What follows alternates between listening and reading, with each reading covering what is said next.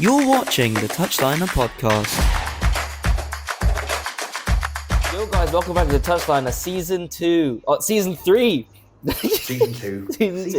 Season 3, episode 13. See, I don't even know what's going on. Mate, I've just got back from a weekend trip. Managed to watch some football. I know it looks a bit different. I'm going to be looking at the camera a lot today, but I'm on a call with Ben, who's decided to leave the country. He's actually in Somalia right now, so we can't film this together. But he's managed to find some Wi-Fi in Mogadishu. How are you doing? How's the war? I'm fine. I got raided by a few pirates earlier, but I've survived. I saw my friend Khalid. It's all good. We're all chilling. Mashallah. Watched a good bit of football. 0 games because Newcastle play tomorrow. So, great. That's true. We are recording this on the Sunday. So Newcastle play West Ham tomorrow at home. Suspect that to be a victory, but we are working men, so the schedules aren't lining up. There's no time to record tomorrow or the day after, so you're just gonna have to deal with this. But let's just get right into it. No protection, just straight in, no warning. Raw. We're going in raw. City 0, Tottenham 4. Ridiculous. Wow. Can I just say, we did predictions. I checked it. Good. I was going to make this the clip just to be clear, because I'm sure we got it right. I'm literally sure we got it right. I didn't. I said 4-1 to City. Do you remember what you said? Mate, I knew that they lost their last game. I knew they were going to win at the Etihad. I literally knew it. You said that they would draw or win, and you decided on 2-2, but you said it would be so Ange and Spurs if they went and got a result. Yes. And to everybody watching, this is what I do, okay? This is what I do. The prediction game is on another level, okay? It was so classic Tottenham to do that. And it was also so not like City to concede 4 goals at home. When the fuck was the last time they ever conceded 4 goals at home? I can't even remember. I don't think they've done it under Pep. The only other time they conceded 4 in the Premier League was Everton in 2017. And they came 3rd or 4th that year. So that's it. Yeah. But they did concede 4 to Sporting and Amorim. So, it's a very rough spell. So Pep's now lost 5 games in a row in all comps. This is the first time in his career he's lost 5. Fergie never lost 5 in a row. Fergie could never. Fergie could never. 1,500 games? He could never. I'm just saying, at United, I'm just saying. That also breaks City's 52-game home unbeaten record. It's the first time they lost 4-0 at home under Pep. Haaland, only in his last 3 games, from 8 XG, he scored 2. Bro, as soon as I transferred this guy in, he flopped. I can't lie. It's the Ben Chapman curse. It's all true. Over again. I'm going to just ask you who you transfer in and just not transfer these players in, because I captain Haaland and he hit the bar and he missed 2 chances, which he puts away any other week. But it was the whole City team, man. Savinho, this guy stinks. This brother stinks. He was promising, but you gave him Mahrez's number. Bro is a B-Tech Mahrez. He played like Anthony yesterday. Yeah, he was rubbish, and you have to actually give a lot of credit to some of the Spurs players. Like Vicario played really well, kept them in the game for a lot of it, stopped a really good Haaland shot. You had Maddison, who scored a brace, unreal, played the game of his life on his fucking birthday or something like that. Yeah, it's 28 on his 28th birthday, brace. Madison definitely getting head that night. There's no way he's not, okay? 2 goals on your birthday, it's like, that man's in for a treat. That's all I'm saying. Man's in for a treat. Honestly, he was cooking. Son was at his best, honestly, on the break, making the right decisions within split seconds of each other. They were all clicking, Spurs. And by the way, they were missing their 2 starting centre-backs. Van der Ven and Romero were out. And they were missing Bentancur, obviously, who's suspended for being racist. Right? But they played Dragusin at centre-back, who's he's the next in line. And Ben Davis as well, who's a left-back. And they kept City at bay.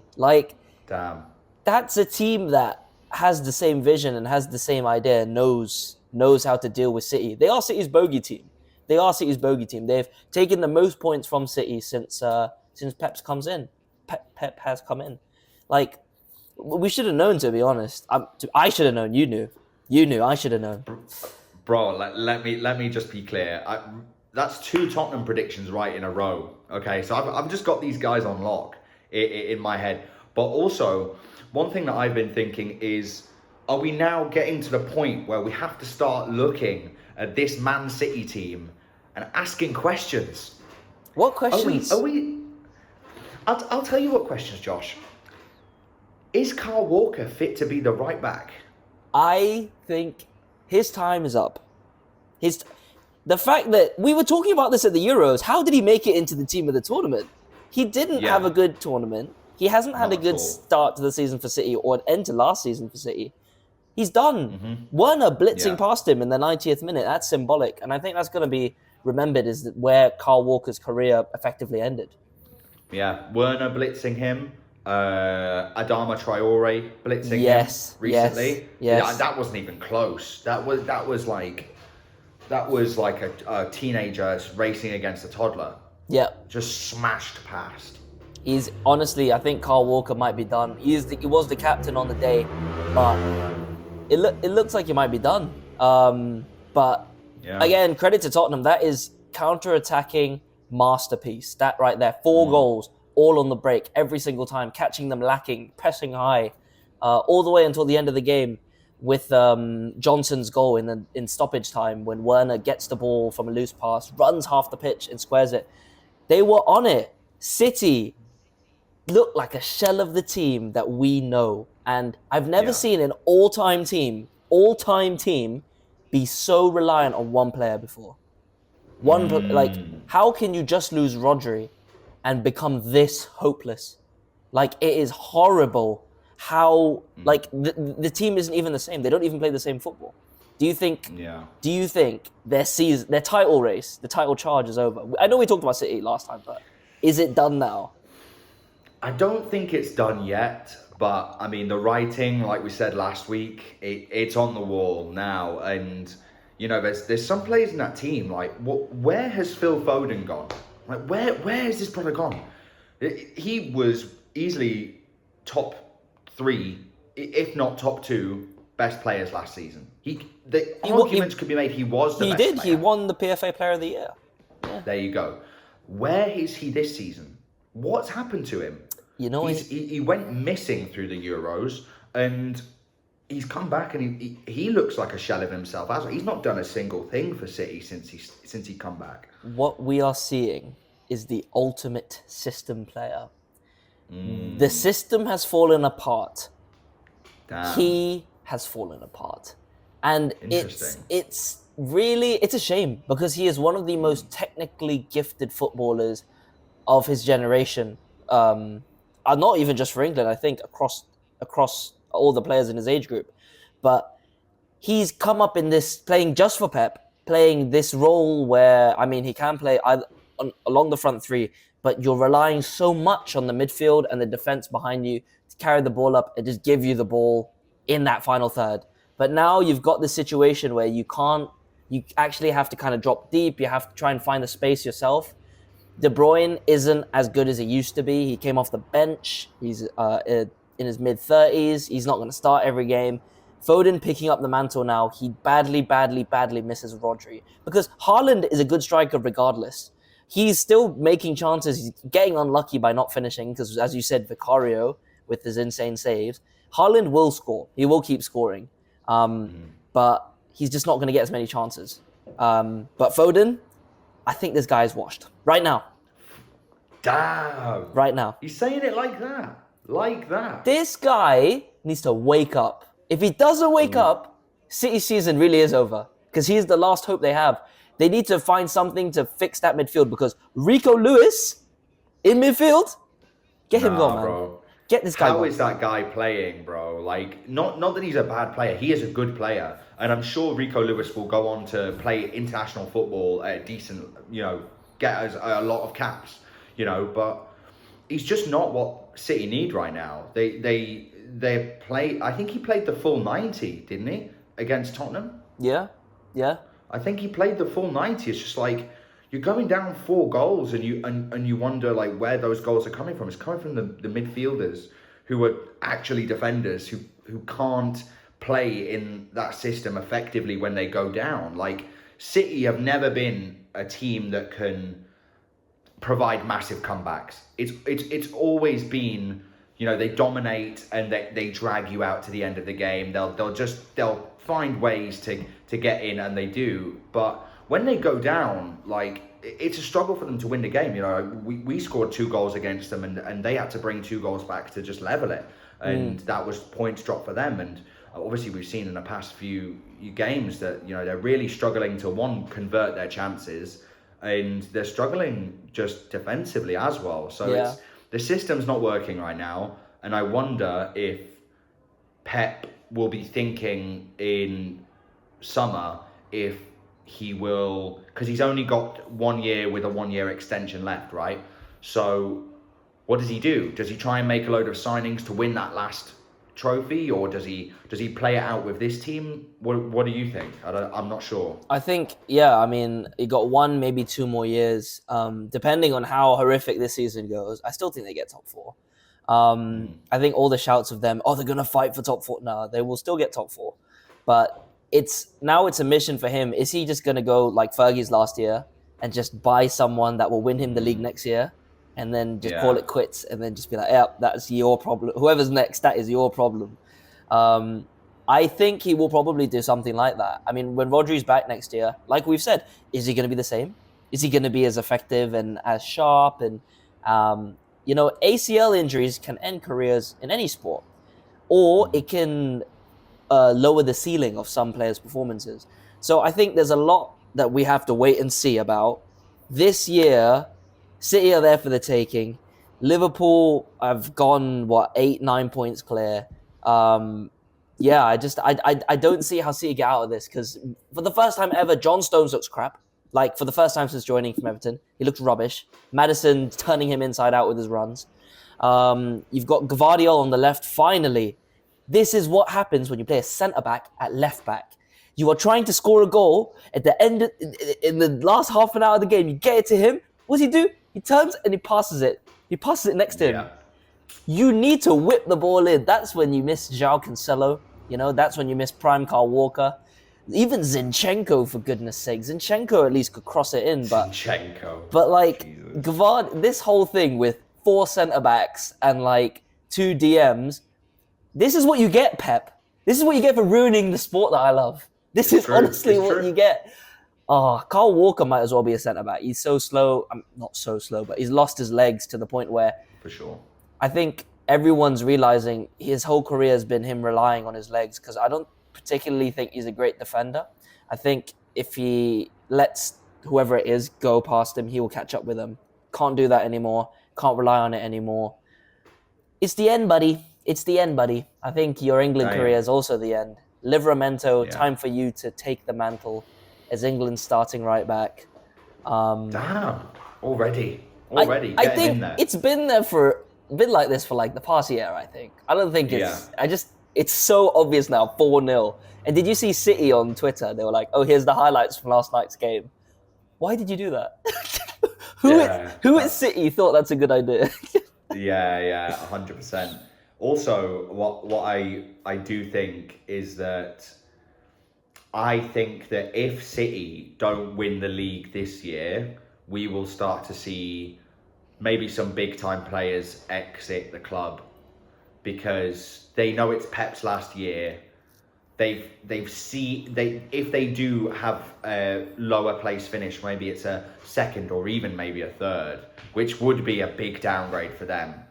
Third place, I could see maybe a few of those big dogs leaving. Maybe De Bruyne will go off to Saudi or the US, or maybe Bundesliga, something like that.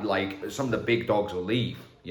Barcelona and Real Madrid both eyeing up Erling Haaland. Probably Barcelona want him a bit more. I think. Maybe he'll go to Spain. Maybe he'll go to Germany. Who knows? The City's future is very up in the air right now. 115 charges on the way next year as well. it's not looking good for them. This is It's not beautiful. looking good. This is beautiful. I think De Bruyne goes to Saudi at the end of the year. He's getting on a bit, and he said it himself. That money, it's hard to turn down that much money, even if it's for a couple of years.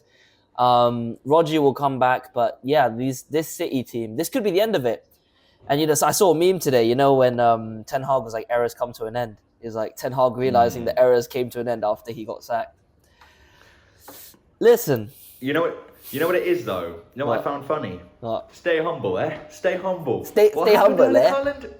What happened? 2 goals in 8 XG. Oh, that's crazy. That is crazy. Only Ollie Watkins has missed more big chances than him in the same spell as well. Yeah, but Haaland's still top of the league, but top of the goal scoring charts. But City, I think we could be seeing something spectacular because you got a Champions League game coming up now, and then you've got Liverpool on Sunday. Jesus. We will be watching that one together. So let's see what happens with that one. But yeah, okay. Enough about City's downfall, which I would love to talk about for like another hour. Manchester United and Ruben Amorim, right? The Portuguese manager, his first game at the club at Ipswich. You said we'd lose. I said we'd win. We were both wrong, and we drew 1-1. It happens, okay? I've never been good at predictions, okay? Never been good at predictions ever. Yeah. Especially not Man United predictions, actually. I've never been good at predicting United. To be honest, we're so unpredictable nowadays. So I don't think anyone's good at predictions with us. No. He's come in and he's played his 3-4-3, which a lot of people assumed would happen. I didn't see too much. I can't really sit here and be like, oh, is it working? Is it not? I think he said he only had 2 days with the full squad. So the players haven't really had a chance to kind of learn the system yet. A few of them have had like the last week with them, the ones that didn't get called up.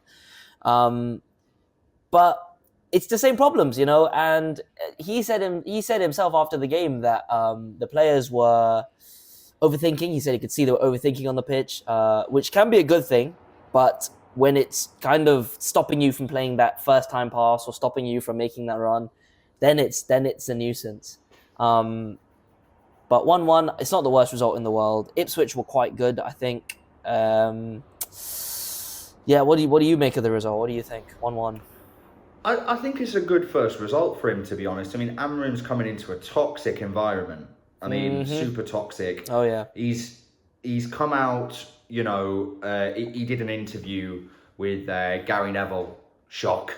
And he was saying in the interview that he doesn't care about where they finish this season. He's not even thinking about it, which I think is good to hear as a United fan, because he was saying he wants to take every game as it comes, week by week. And that's, for someone coming in November, I think that's a good mentality to have. You're not trying to build expectations. You're trying to get your information through to the players. If it takes a season, it takes a season. If it takes 2 weeks, it takes 2 weeks. So it looks like a good, it looks like a good appointment. But we said that about Ten Hag.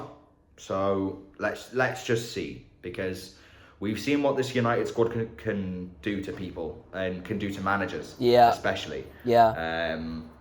So Marcus Rashford, scoring in the second minute. But that's it. I took 80 seconds. That's the shortest new manager bounce I've ever seen. Literally 80 seconds. Rashford gets on the end of a great Diallo run and cross. Good finish. But that was it. That was pretty much as far as our attacking prowess took us. Ipswich really were on us, I'd say, for the most of that first half. Creating chances, they could have gone ahead.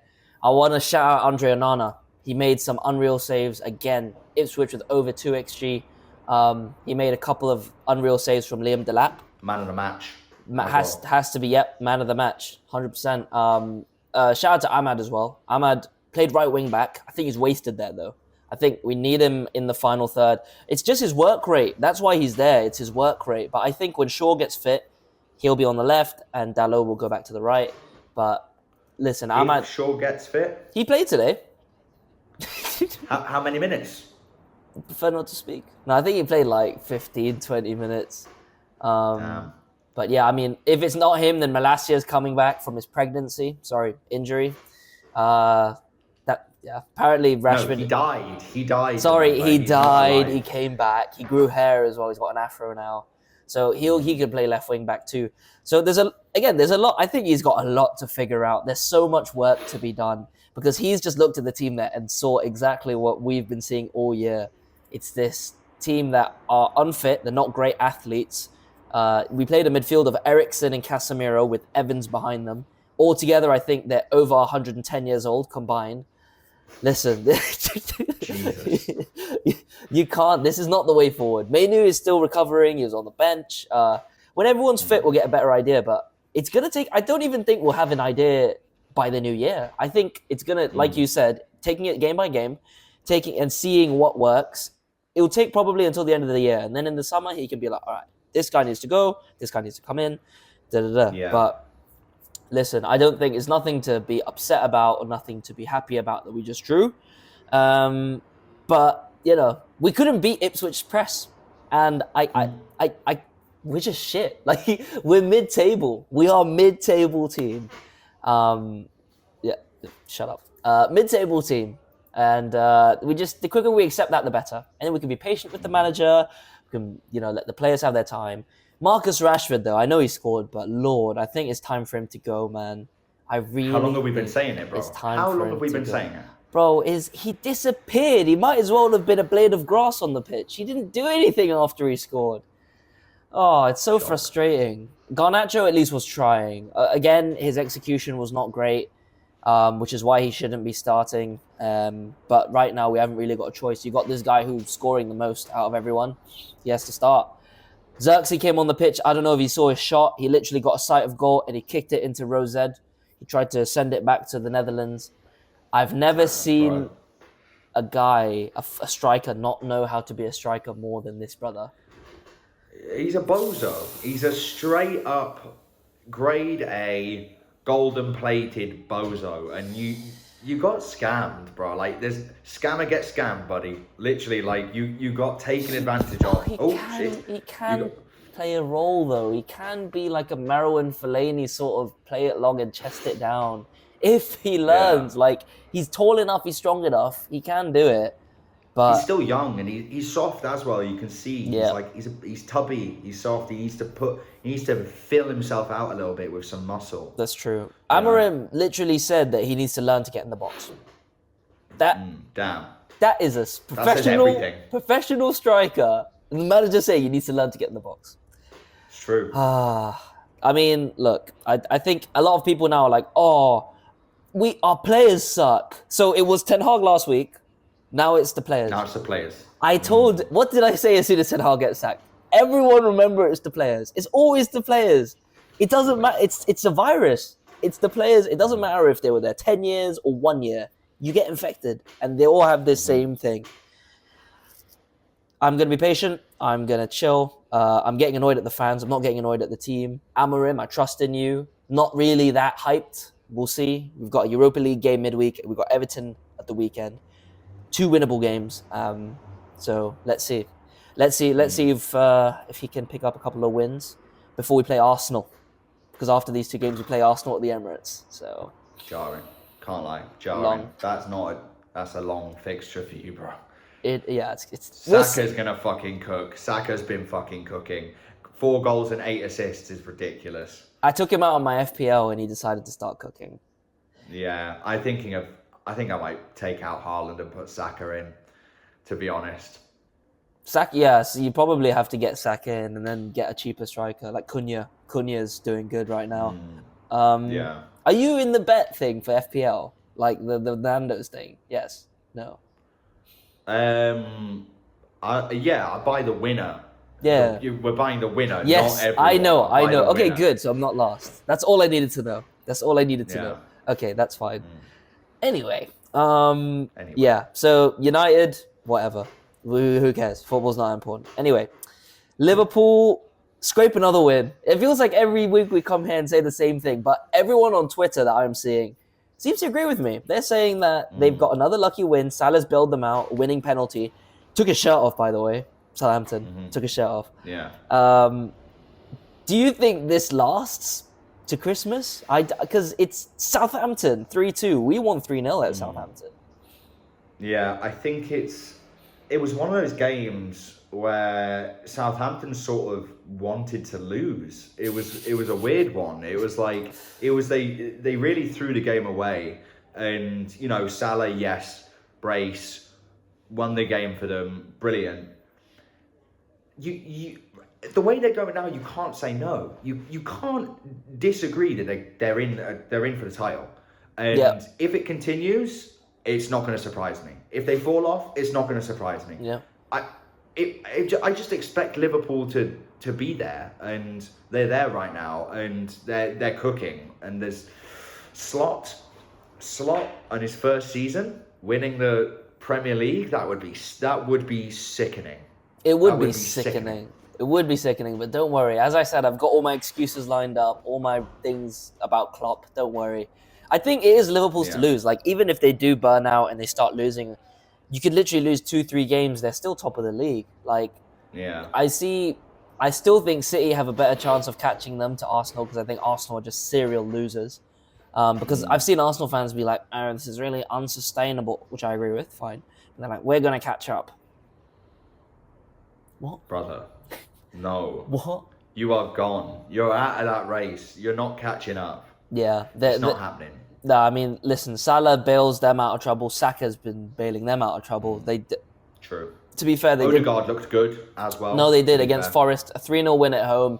Routine. It looks like Forest's good end to the season is over, conceding 6 in 2 games. No Havertz, and Arsenal are playing fluid football. Coincidence? Interesting. Very interesting. No. Motorbike? What is that? So Arsenal with a big win, so they're kind of keeping up pace for that title race that they think they're in. Brighton, they keep winning. João Pedro, who I wanted to get in my FPL, I decided not to. He scores and assists. They beat Bournemouth. They are in the top 5 still. I think they might even be top 4 if I give it a check. But they're 5th. Level on points with Chelsea and Arsenal, 1 point behind City. Did we say Brighton would have a good year this year? I can't remember. I don't think so. I said top 10. I don't think I put them in Europe at all. I don't think I did. Put them 8th. I don't think I did either. I think it's still very early doors. I think they're only a quarter, like a third of the way through the season. They're like 2 points off of top 4. Like it's not that far. They're in top 4. Right now. They are in top 4. Oh, well, like same level, yes. same point. So it's 22. Yeah. 3rd, 4th, 5th, 22 points. So they're ahead of us. So they're having a very good season. But it's all about sustainability. How long can you keep it going for? João Pedro, when was the last time this guy had a consistent season? 20 goals. I don't even know. No, I don't even know if that's ever happened. He was all right in the Premier League. He was all right at Watford for a bit, but he's a purple patch player. He's very much a purple patch player. But with purple patch players, when they're on fire, they don't stop. As you know, you've watched a purple patch player for your team. I have. Miguel Amorim. Yes. One of the biggest purple patch. Bro, 5 goals in it was like 6 goals in 4 games. It was ridiculous or something. And then he never scored again for the rest of the season. Didn't score. I remember that. Oh yeah. Almiron sanity. Miguel sanity. Literally. Miguel sanity. Miguel sanity. Yeah. Miguel Mayhem. Miguel Mayhem. Should be an NBA announcer. Yes. Oh, dropping his wallet. Dropping the soap. Oh, Kanye West song. Hello. What did I drop? Oh, my glasses. Take off your glasses. Hello. So, yeah, it looks like Tottenham are in 6th now. But if you win tomorrow against West Ham, you leapfrog Villa, Forest, and Tottenham into 6th. Please. And let's be honest, let's talk about that game tomorrow really quickly. I guess we can start. Well, actually, before we talk about Newcastle, let's talk about a certain referee. A certain referee. He's got a little sniffly nose, you know. He's just got a little sniffly nose. David Coke. Oh, David Coke. David Coote, referee, a very senior, experienced Premier League referee, has been exposed. Not once, not twice, but 3 times, or maybe 4. But a few videos have come out about this man. The first one was him talking about Liverpool, calling them the C word, you naughty boys. Naughty, calling Klopp the C word in particular. He's not wrong. No, he's not wrong. He's not wrong. Is he wrong though? He's not wrong, but he shouted out James Milner. So this is obviously a few years ago when Milner was at Liverpool. So it's a recently surfaced video. He doesn't blink, by the way, through the whole video. So it does look like he reminds me of somebody we used to go to school with, and I wonder if you can think about who I'm thinking of. I'll tell you afterwards. What color hair? What color hair? Receding. Oh yeah. They look the same. Yeah, they do.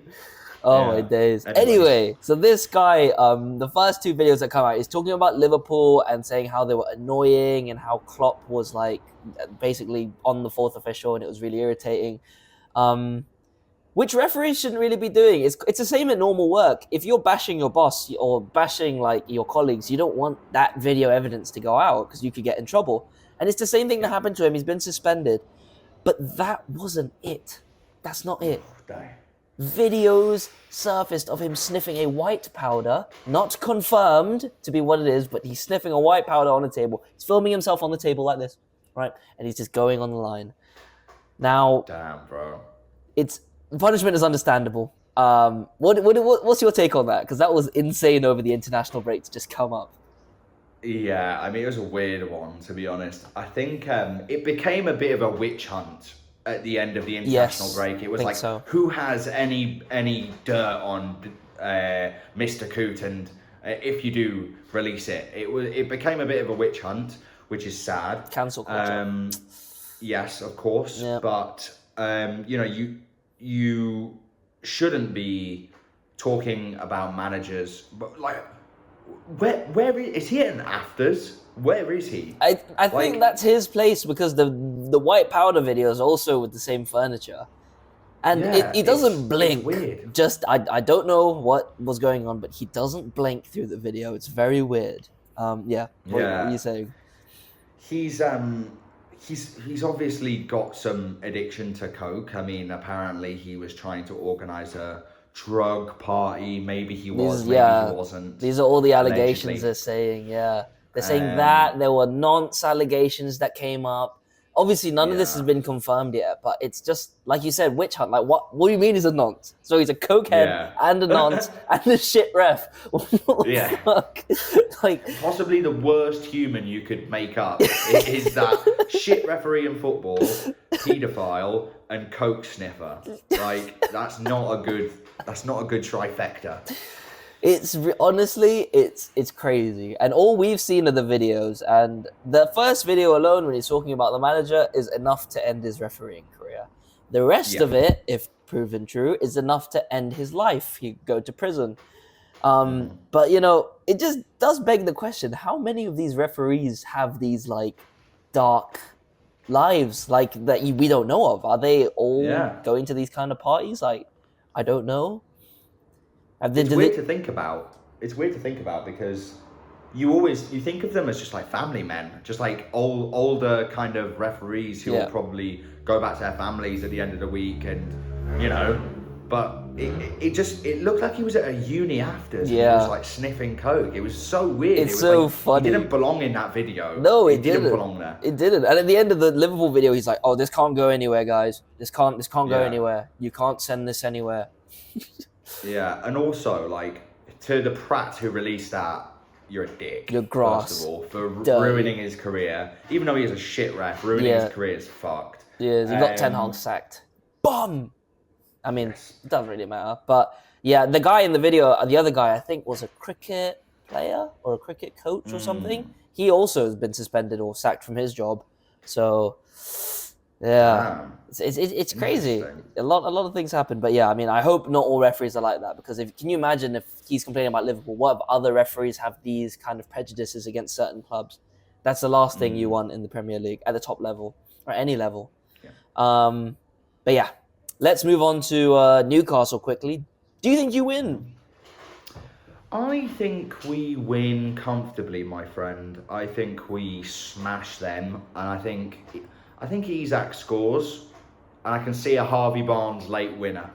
That's what I'll say. But you said you win comfortably, but if it's a late winner, that's not going to be comfortable. Late winner, I suppose. Late goal. Late goal, just to seal the deal. Fair enough. Seal it up. Fair enough. Seal it up. Fair enough. I think you guys win. 2-0. I think it's just going to be routine. You're in good form before the international break, and I think that's going to carry over. Tonali's got more minutes, and I think that's going to... Honestly, your whole season could pivot in the next few weeks. I just think that you get this win, you're 1 point off third. They're 2 points off City. And then this you're is in a how race. close. You're literally in the race. For what? The race for what? Champions League. Oh, okay. Yeah, Champions League. Honestly, after the start you guys have had, if you're in a Champions League race, that's insane. That's a ridiculous, second half of the season. Oh, yeah. That does happen. But we need a good January. Yep. And we need a lot of good form. That's we true. need no injuries as well. This... Luckily, we don't. I think we could win the Carabao. I genuinely take no Champions League football, no European football, and win the Carabao. You'll get European football. Europe, we'll get the European spot if we win the Carabao Cup anyway. So I would love to win that trophy more than getting third or second even. Just want silverware and then go on the pitch. Literally. Yes, I just need them to win one trophy in my life, and I'll be happy. I think Carabao is quite realistic for you. Even the FA Cup, if you get a decent draw. But yeah, so I think you guys win. Let's move on to predictions for next weekend. Palace against Newcastle. You're away. I will say that screams 2-2 to me. Yes, me too. I was going to say exactly that, 2-2. Brilliant. They've just drawn 2-2, playing on the counter, but yeah, 2-2. West Ham, Arsenal. West Ham home. Arsenal 3-1. Okay. I can back that as well, to be honest. Chelsea against Villa. I'd say that's the second biggest game of the weekend. I will say Villa and Chelsea will draw again. I'm going to say he's returning. It's time for him to return. It's time for him to return. He's been a bit invisible the last few weeks, and he's going to help them win 3-2. 3-2, because their defense sucks, but I think he will help them win. Bozo defense. Oh, Badia Shield, Jesus. United at Everton at home. Will Amorim get his first league win? Yes. Yes, he will. Everton are shit. Yes. Everton are dog shit. I think we win that 3-1. Let's go 3-1. Let's just fucking 3-1. Spurs Fulham at home. Do you think they lose now?